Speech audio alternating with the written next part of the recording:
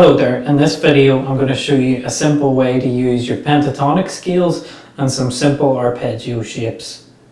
So the example we'll use here is just a wee straightforward backing track I have in the channel. It goes B minor, A, G and E minor, kind of like Comfortably Numb by Pink Floyd, that kind of progression, and it's going to give you a good chance to use these concepts over the top of something common like that. So what I want you to think of is, over the B minor chord, we're going to combine two ideas, a B minor pentatonic scale pattern, and then within that, a B minor arpeggio pattern. And we're kind of superimposing them on top of each other and then trying to use them over that chord. This won't be like really fancy, flashy lead guitar playing. That's not the idea here. It's getting to know what notes sound good over certain chords and being able to move around the fretboard with some simple ideas. You can make it very fancy, of course, but I don't want you to worry about that too much. It's getting the right scale patterns and arpeggios over the right chords for now. So as that B minor chord is playing, what I want you to think of is you can use the B minor pentatonic over the top, any part of it. But what you can also do is use a B minor arpeggio as well, which is just in that scale pattern you just did.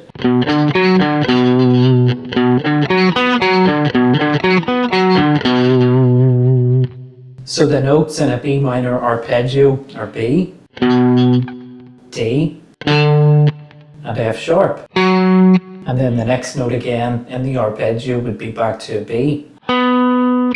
Those are the notes in a B minor arpeggio. They are also the notes in a B minor chord. And handily enough, they all just come from that B minor pentatonic scale.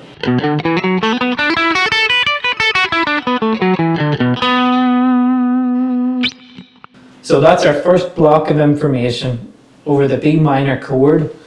Play about with a B minor pentatonic scale and that B minor arpeggio. Then there'll be an A chord, just however you want to play it. Then over that, our blocks of information this time will be an A major pentatonic scale, and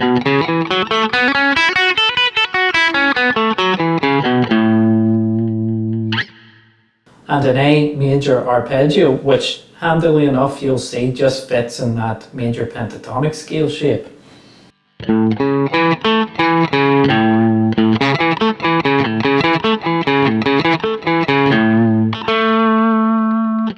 So these ideas just lend nicely to the fingers.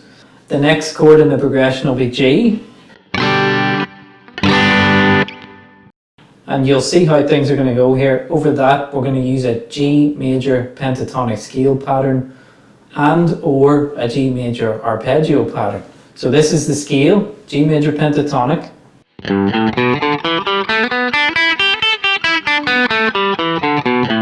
And then our nice little major arpeggio pattern is just within that.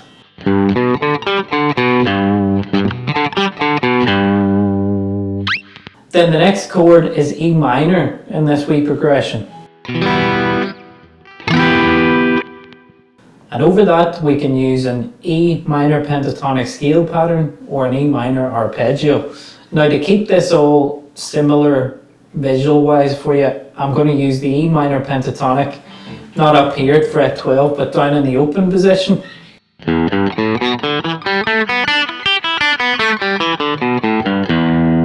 And just use whatever fingers work for you there.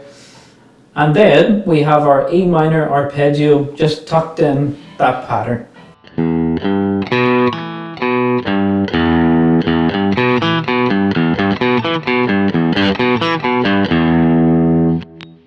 So there we go, use those pieces of information over that particular chord.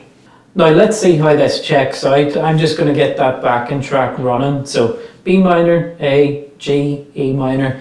There's 2 bars of each chord to give you a bit of time on each. And I'm going for nothing too fancy here. I'm just going to go up and down those ideas, those patterns that I showed you, and we'll see how it sounds.